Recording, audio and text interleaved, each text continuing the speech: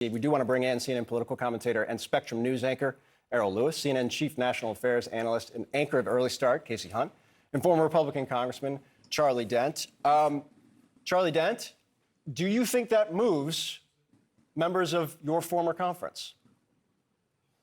Absolutely not. I think that many of these members who voted against Jim Jordan over the past few days are dug in. And I think they are immovable objects, many of them. In fact, the people who are voting against Jim Jordan, these are not, from what I can tell, these are not gadfly members. Many of these people are very serious, thoughtful members, members of the Appropriations Committee, including the chair, Kay Granger. And what's notable about the speech I just heard was that Jim Jordan said that, he wanted to get the appropriations process moving. Now, I served on that Appropriations Committee for many years. I was one of the senior members of the committee, along with Kay Granger and Diaz Balart and the others who are voting against Jordan. And I know why they're voting against Jordan, because they have been working for years to be responsible, fund the government, and do things that must get done, only to have, Jim Jordan in particular and others would undermine their efforts every step of the way when they were in the majority. And now they've said no. And they didn't do this lightly. They did this because they don't think that Jim is the right guy to help craft the types of deals that will need to be cut, like the one on November 17th to keep the government funding. That's what this is in large part about. They just don't think he's the right guy. In fact, I know that there are other members who have announced yesterday that they would not be supporting Jim Jordan today. I didn't hear anything in that speech that would get any of those folks to flip. So, Errol, to you, same sort of question I asked Phil. What was the purpose then, and did he fulfill it?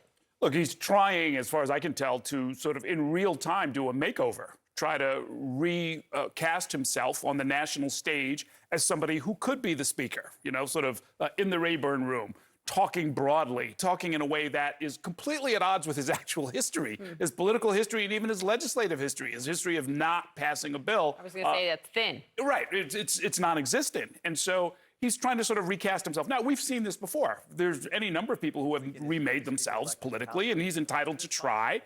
It wasn't terribly convincing. I don't know what his colleagues think about this, but he's trying now to act like a responsible person, not a bomb thrower, not a legislative terrorist, which a former speaker described him as, Boehner, both as a state legislator and in Congress. And so with a thin record, with a lot of people who have seen through a lot of his act, with the threats and intimidation, by the way, which he didn't mention. But there are members of Congress who are being threatened from the outside, and this apparently is part of some of the strategy, whether it's authorized by him personally or just sort of a wildcat action by his supporters. There are a lot of pro-Jordan people who are doing stuff that's really out of bounds, and that is designed to sort of annoy members of Congress who I don't think we're going to see a big shift in the vote today.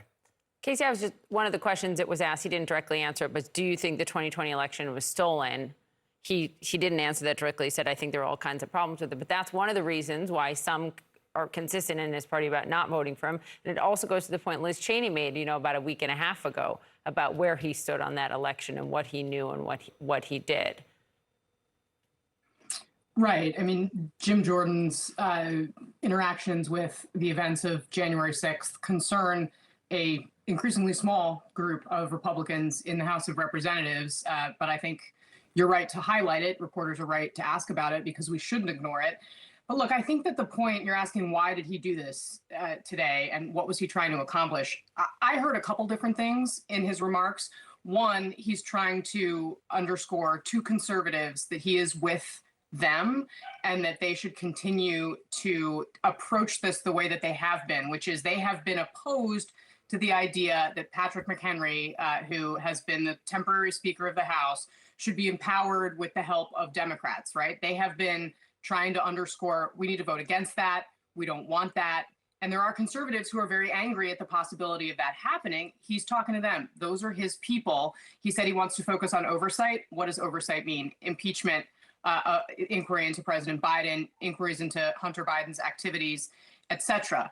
The pitch that he was making to those who have been voting against him was that the quickest way to get what you want is to vote for me. He kept saying over and over, the fastest way to get the House open is to elect a speaker. He's saying the only person available for that job right now is me. He wouldn't answer how many times he was going to be doing this, but that was the push. And this was a different venue, as Phil noted, that we have seen from him. He is trying a different strategy, the version that he has of the bully pulpit strategy that we would see come out of the White House. The big question, obviously, is will it work, or do the concerns about issues like the election that you mentioned, like, quite frankly, his legislative terrorist tendencies that John Boehner talked about, are going to allow the government to continue at all? I mean, that's, I think, the concern that those appropriators have. So, his strategy is going to mirror what Kevin McCarthy's was, it seems.